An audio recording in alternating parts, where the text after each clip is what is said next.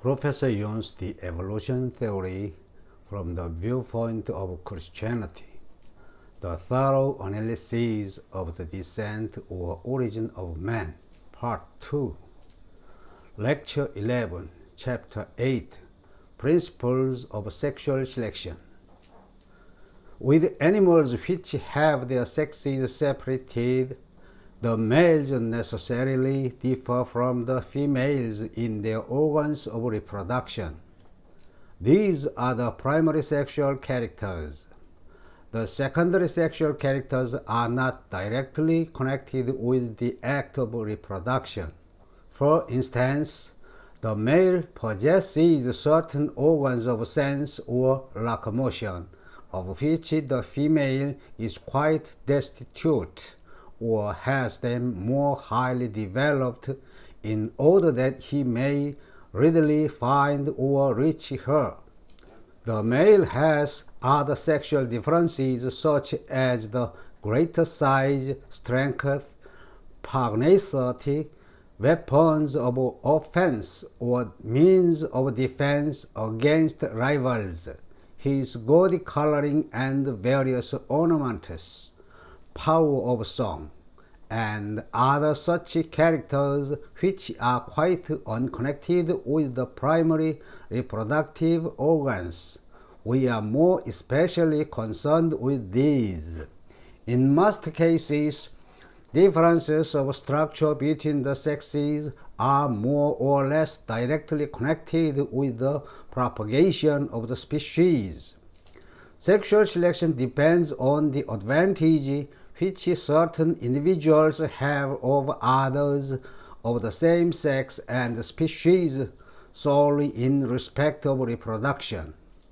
When two sexes differ in structure in relation to different habits of life, they have no doubt been modified through natural selection, and by inheritance limited to one and the same sex.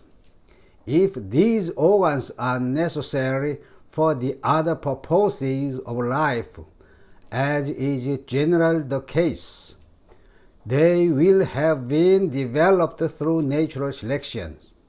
Since in such cases the males have acquired their present structure, not from being better fitted to survive in the struggle for existence, but from having gained an advantage over the other males, and from having transmitted this advantage to their male offspring alone.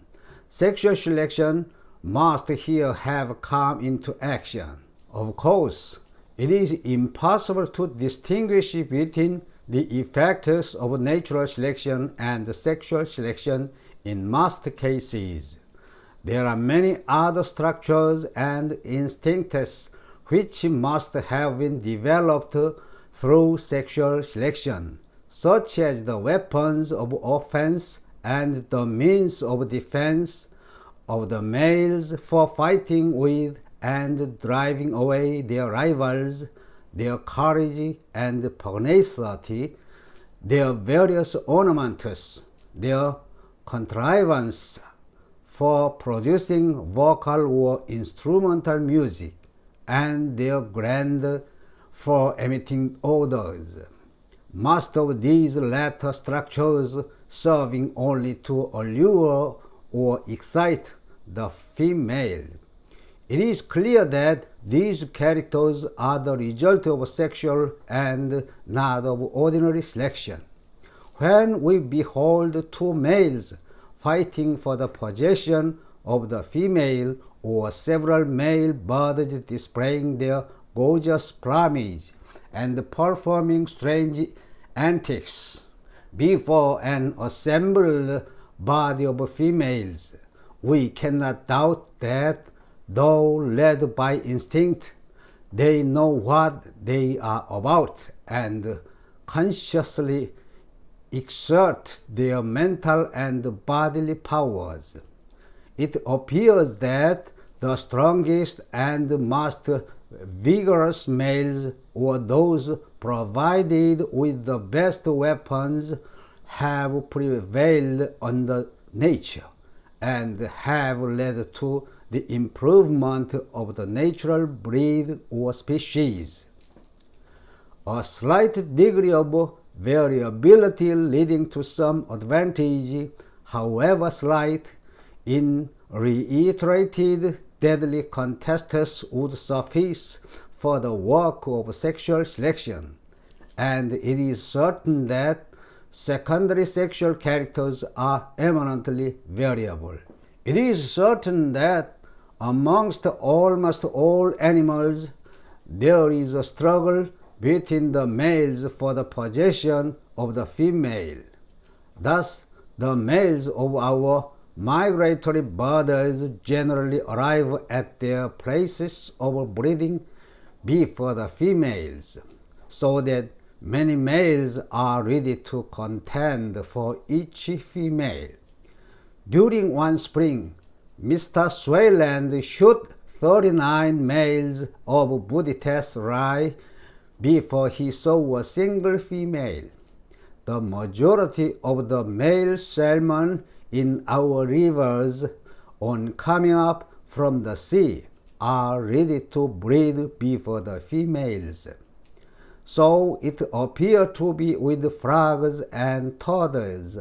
Throughout the great class of insects, the males almost always are the first to emerge from the pupal state, so that they generally abound for a time before any females can be seen. The cause of this difference between the males and the females in their periods of arrival and maturity is sufficiently obvious. Those males which annually first migrated into any country or which in the spring were first ready to breed or were the most eager would leave the largest number of offspring. On the whole, there can be no doubt that with almost all animals in which the sexes are separate, there is a constantly recurrent struggle between the males for the possession of the females. Our difficulty in regard to sexual selection lies in understanding how it is that the males which conquer other males, or those which prove the most attractive to the females, leave a great number of offspring to inherit their superiority than their beaten and less attractive rivals. In most cases, sexual selection appears to have been effective in the following manner. For instance, there are two bodies, the one consisting of the more vigorous and better nourished individuals, and the other of the less vigorous and healthy. The former, there can be no doubt, would be ready to breed in the spring before the others. Such vigorous pairs would surely rear a large number of offspring than the retarded females, which would be compelled to unite with the conquered and less powerful males in the course of successive generations.